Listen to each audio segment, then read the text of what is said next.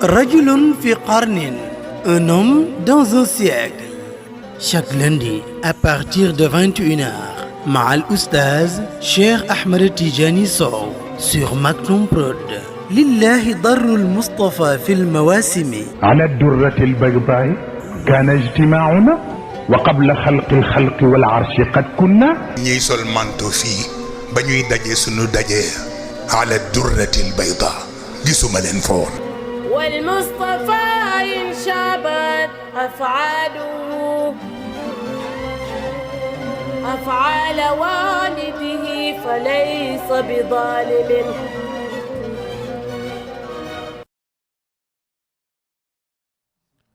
أعوذ بالله من الشيطان الرجيم.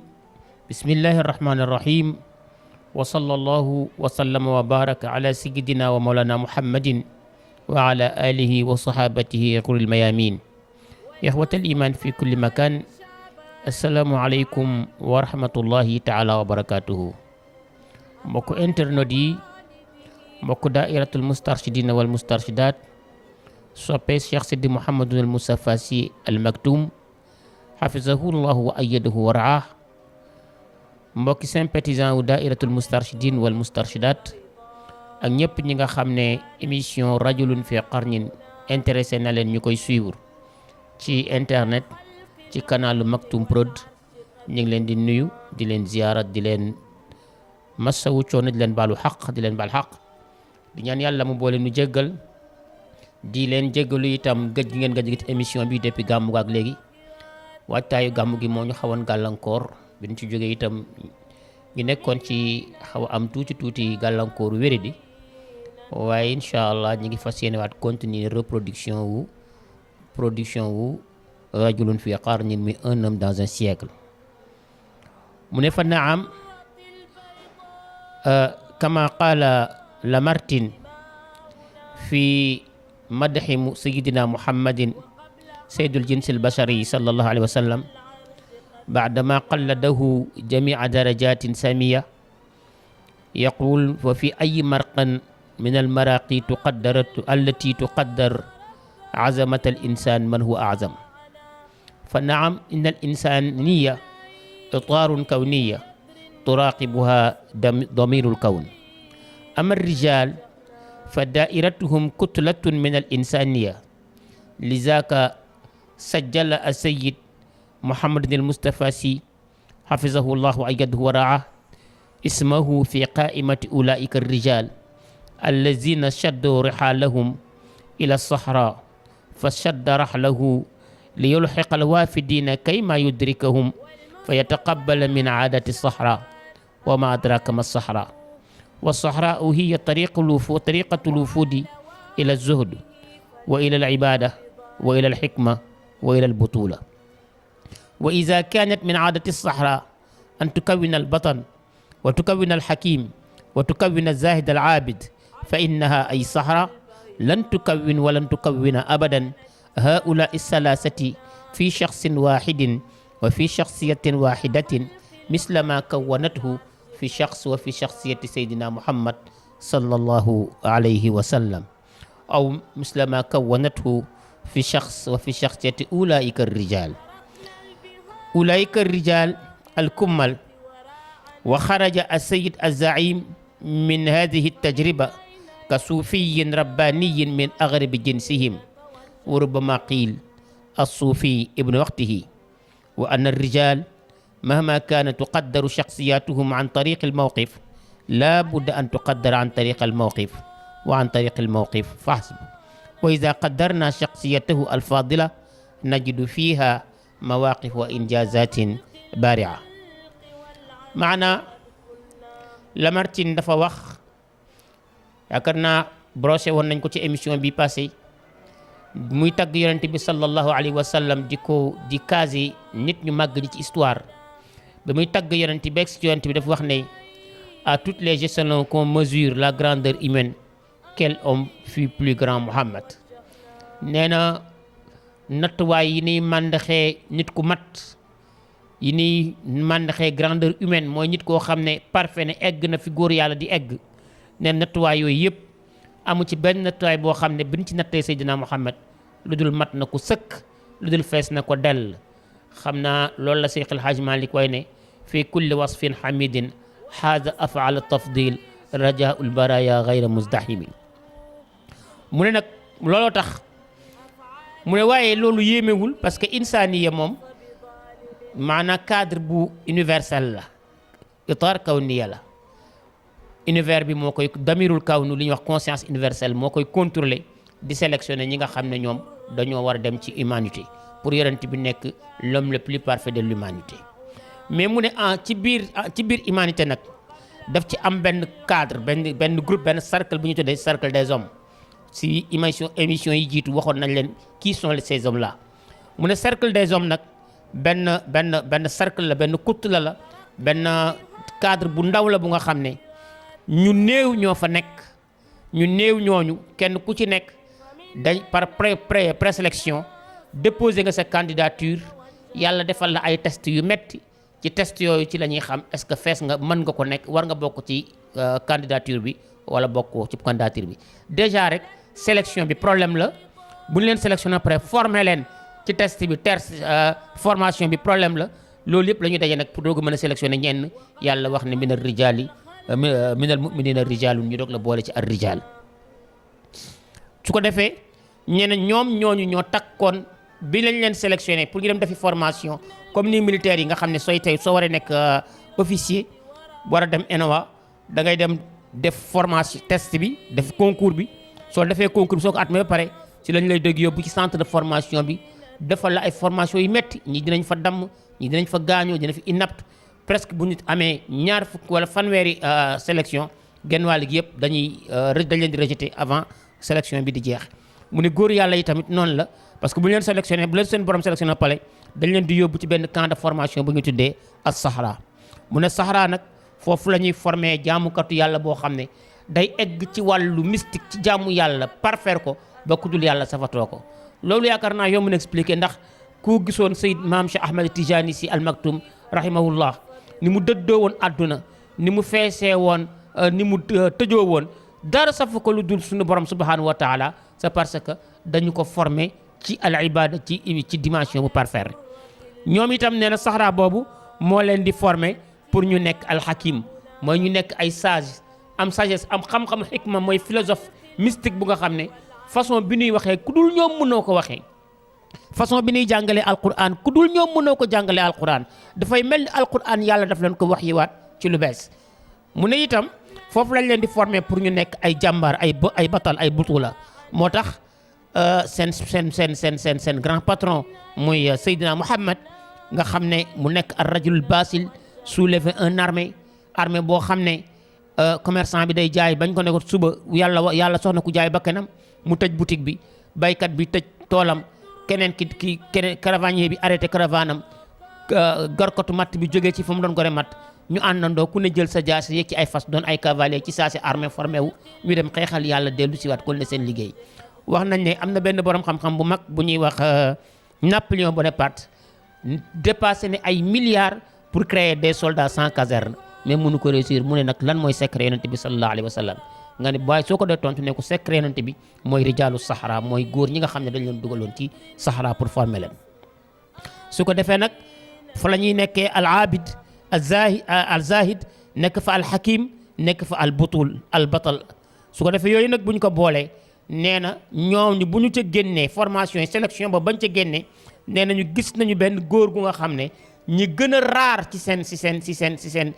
espèce la bokk. ñoo xam ne ñi dem Sahara tey réussir seen mission defal yàlla lu ko kenn defal ci kaw suuf ñi ci gën a dangereux gis nañ benn góor bu nga xam ne daal lam ca defal yàlla keneen defal ko ca ci def na ko ci njàmbaar def ko ci sagesse ci xikma def na ko itam ci jaamu yàlla. non seulement moom def na ko ci boppam mais defal na ko yàlla ci jaamam yi. nee nañu kooku mooy kan mooy as-Sayyid Zaïm Cheikh Sidi Mouhamadul Moustapha Sy. nee na moo tax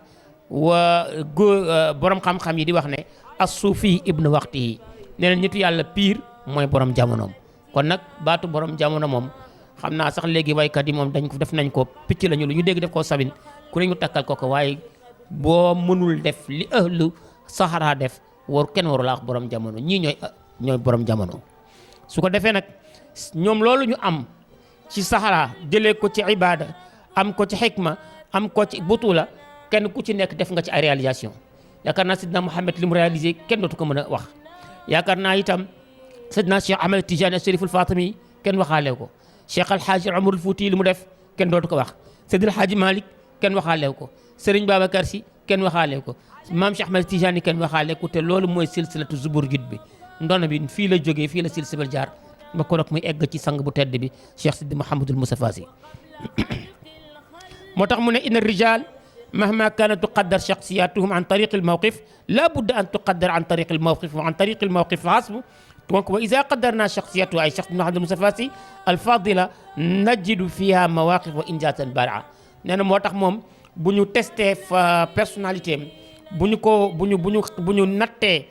estimé personnalité am ak itam résultat bi nga xam ne moom la jëlee ci Sahara danañu fekk ay réalisation yu am solo ak ay taxawaay yu am solo ci dundam mu ne doy na ko rek tiitar moom mu nekk qaïd ruuhi nekk un dirigeant spirituel nekk batal watani nekk héros national koo xam ne sujji la fi qaimati shuhada nga xam ne donte mi ngi dund sax turam déjà yàlla inscrire na ko ci liste martyrs yi ndax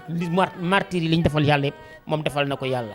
mu ne doy na ko rek loolu doy na ko ndam ci yooyu mu jël ci benn rek pour mën a am étiquette yu bari yooyu mooy sos gi mu sos daairatul mustarshidina wal mustarshidat daaira boo xam ne tataxadda ilmiyan wa saqafiyan wa iqtisadiyan wa siyasiyan wa ruhiyan taxta shi'ar inna al mashiqata la budda laha min siyasati al muluk dairatun mabda'uha jamia wa kulliyatuha tamtaddu fi kulli maydani al watan wa imtihanatuha nusija fi sijil al a'wam li kulli aamin taxtahu shi'ar wa turaz muayyana ما جعله مجددا وفاتح آراء وقائدا روحيا باسلا وحكيما يود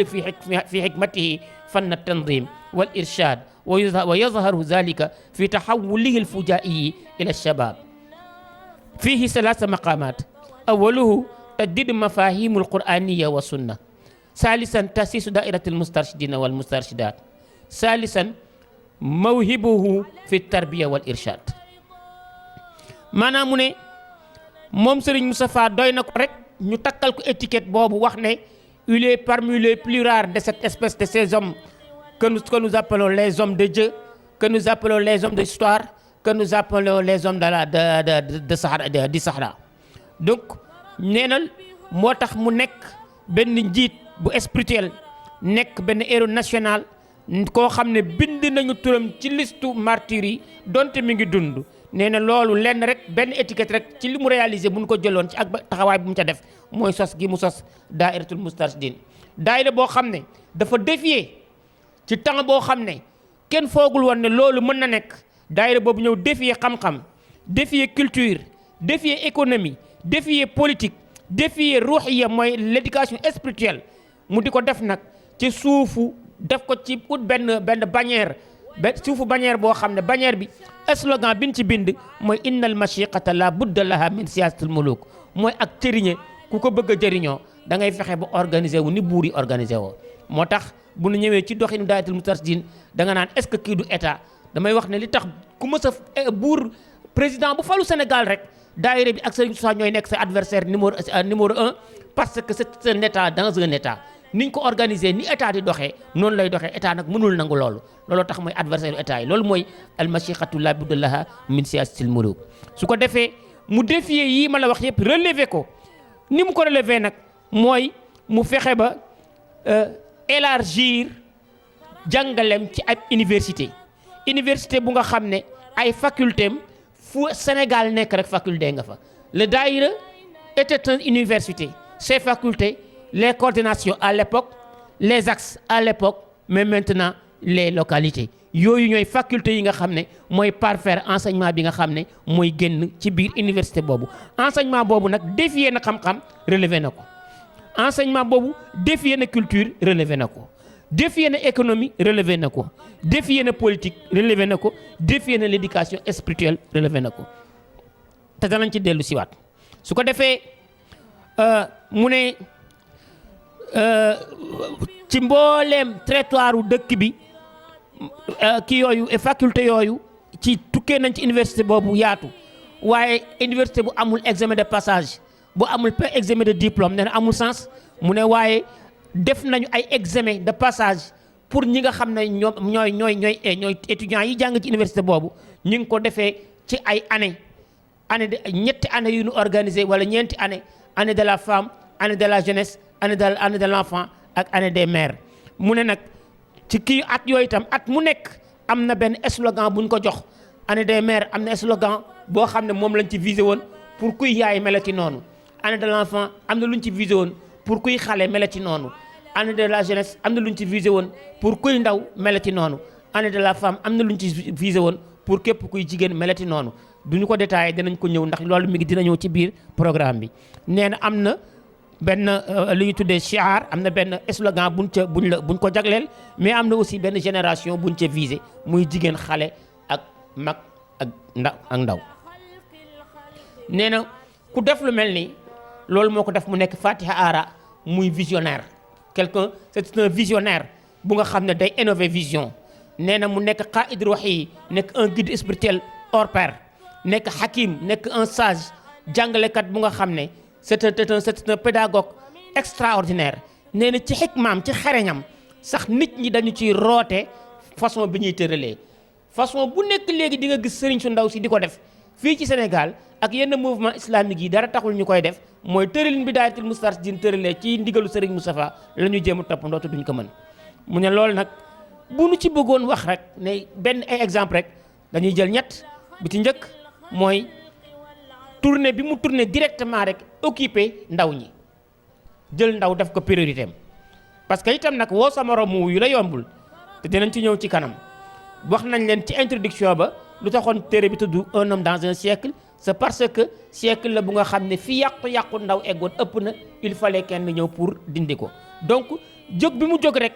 jël yitteem yëpp jublu ci ndaw fexe ba ndaw delluwaat teguwaat place am bi ko yàlla doon xaaree nee na loolu benn la ca. bu ñaareel bi ni mu tëggaatee dégg-dégginu alquran ak sunna ba nga xam ne li ñu tuddee fiqhu nawazil mooy atteeg tëralin yi da koy jox xale yi tënk leen ci diine te du ko tëral ci façon boo nga xam ne dafay orthodoxe wala façon bu nga xam ne dafay fanatique bay déranger ki koy gëm. su ko defee mu jàngalaat leen alquran ci façon bu nga xam ne du nekk rek téere waaraatekat mais téere scientifique la bu nga xam ne ku ci nekk da nga jàpp ne ci alquran mën nga ci tabax sa dund. bu ñetteel bi mooy créé gi mu créé daairatul Moustarchidina wal Moustarchidaat mu ne nag loolu ci ñetti pouvoir la ko defee ñetti cër yu ko yàlla jox ci la sukkandiku pour def loolu. cër bu njëkk bi mooy mayu yàllam yi nga xam ne jagle yàlla la li ñu tuddee al mawaqib al ladunniya wala al mawahib al ladunniya loolu tam mën nañ ko définir al bu'd ruhi maanaam al mawaqib al ladunniya mayu jagle yàlla yi nga xam ne ko jug yàlla la neex rek wa allamnaahu min ladunnaa ilman mi ngi ci alquran mooy diggante Moussa ak Xadir yàlla wax ne man maa fexe jox Xadir loo xam ne Moussa donte mooy yeneen moom la yàlla yónni jox ko Toora mënu ko xam moom rek moo ko xam. moo tax dégg naa Serigne Moustapha Moussa wax ne yonent bi daan wax ne lay tax Moussa sakkat xataa naalamu ma fi sadri Xadir mu ne lay yonent bi daan wax ne ak neexoon Moussa noppi bañ a laaj Xadir ba Xadir génnee la ci dënnam ba waaye yàlla bëggul woon la ci dënn ba génn moo tax mu laaj la ko Moussa. mu ne loolu nag innal manaqib fi xayaati cheikh as-sayyid al-murshid tatafaawat fi tabaqaati abaadin shatta mu ne may yàlla yooyu ak jagle ko gu yàlla yooyu mawaahib la dund yooyu ak jagleem yooyu ci dundu Cheikh Sidi Mouhamadul Moustapha Sy nee na al-murshid responsable moral nee na dafay changer dafa am soppeeku ak tatafaawut dafay peesewu ci ñetti étape ci ñetti dimension yoo xam ne ñetti volet yoo xam ne ay dimension yu wuute ñoo ko téye ñetti dimension yooyu bi ci njëkk mooy dimension spirituelle am bu ñaareel bi mooy dimension intellectuelle et culture am bu ñetteel bi mooy créé gi mu créé daairatul Moustarchidine wal Moustarchidaat mu ne bi ci njëkk mooy al bu'd ruhi fi hayati Cheikh as-Sayyid Zaïm ce grand dirigeant hors pair ce grand mystique chevronné ce grand intellectuel un penseur extraordinaire, cet homme qu'on appelle l'enfant terrible de Tivaouane, à cause de ses réalisations, à cause de ses agissements, c'est parce que doomu aadama war na jëriñu, à cause de son li tubaab di wax cohérence, quelqu'un qui n'a jamais accepté qu'on les manipule nit mënu ko manipuler taxaw gi mu taxaw ci dëgg wóolu gi mu wóolu yàlla ba xam ne lu dul yàlla nen la gëm gi mu gëm ne fi mu jëm bu gëmee boppam dina fa egg ndax li sëriñam ba Cheikh Ahmed Tidiane waxoon ne himmatul insani qahiratun bima fi law taallaqa himmatul insan bima fi wara il arsh la naalatu waaw mu ne nit yitteem su ajoo ca la yàlla denc ca gannaaw arsh war na mën a dem décrocher ko loolu nag moo tax moom mu am benn dimension spirituelle boo xam ne sañu mën a kenn amu ko waaye ñi ko am ci histoire dañ leen di wàññi waaye nag nan ngay waxee ci koo xam ne yàlla mi ko bind rek moo ko xam nan ngay waxee loo xam ne jagle yàlla la moom min ko jagleel waxu ko te moom min ko jagleel moom da nga koy wax moo tax ba moo may tontul mu ne xaqiqatul mar'i laysa al mar'u yudrikuhu fa kayfiyatul jabbaari fil qidami nee na ku mënul wax yàlla nan la nekkee woon ci ësal avant muy bind mindaafun yi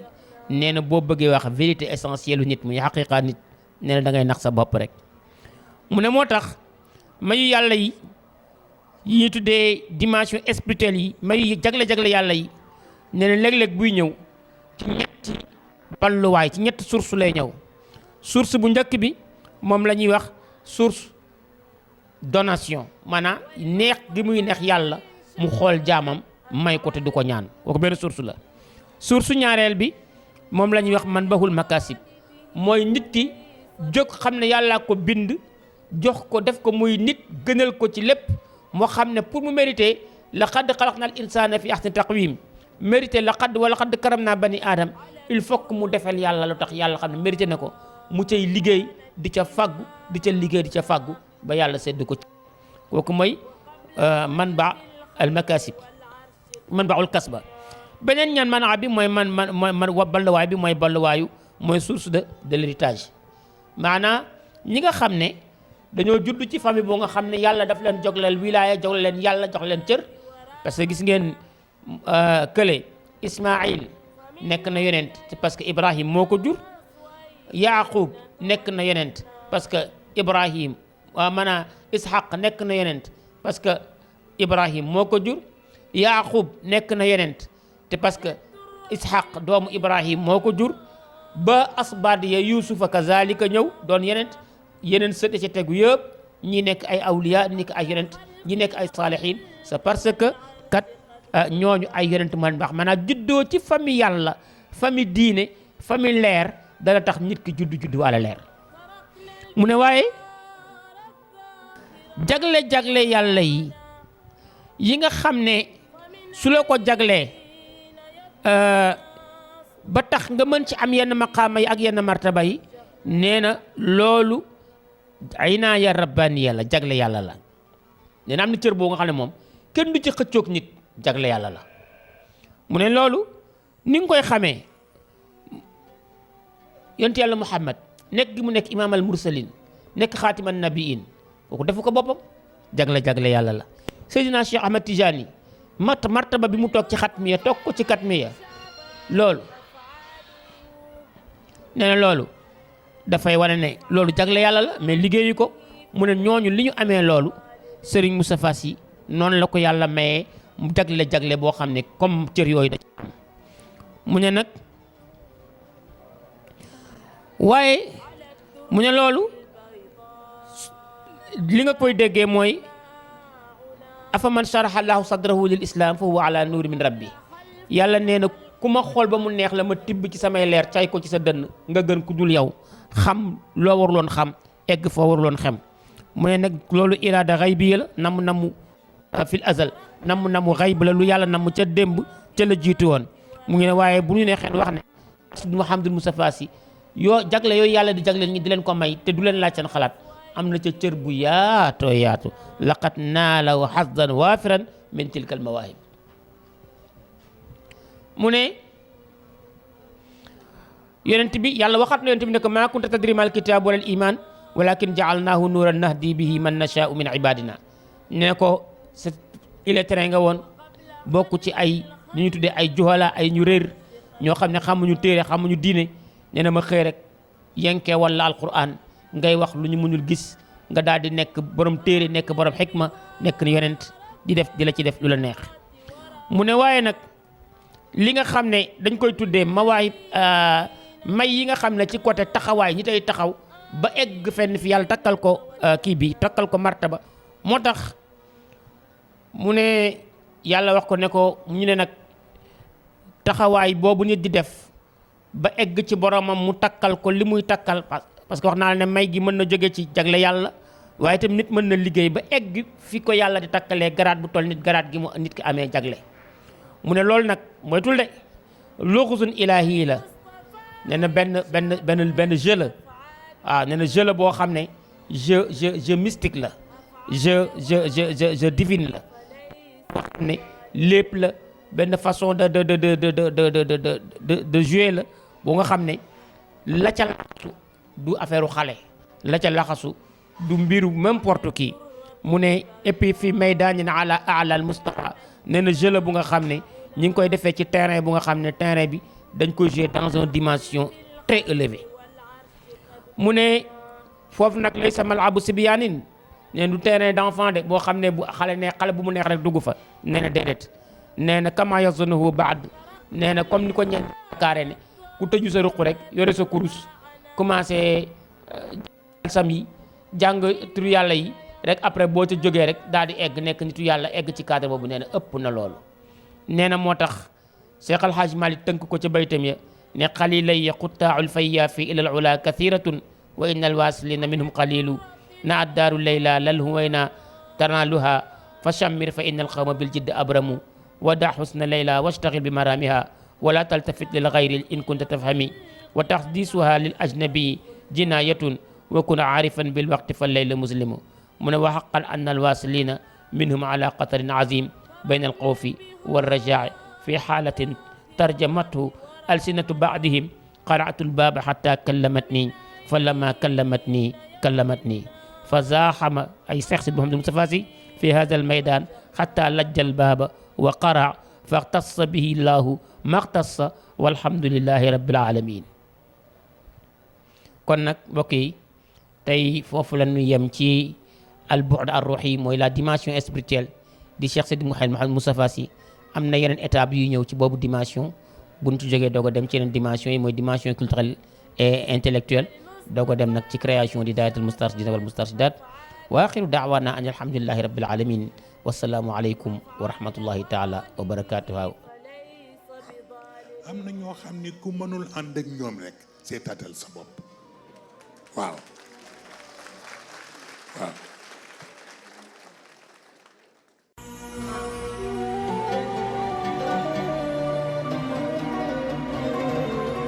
Rajulun fi qarnin, un homme dans un siècle. Chaque lundi à partir de 21h, Ma'al Oustaz Cheikh Ahmed Tidiane Sow sur Maktoum Prod. Lillahi darrul Mustafa fil mawasimi. على الدرة البيضاء كان اجتماعنا وقبل خلق الخلق والعرش قد كنا. ñiy sol manto fii ba ñuy daje sunu daje ala durratil bayda gisuma leen fa woon. والمصطفى إن شابت أفعاله أفعال والده فليس بظالم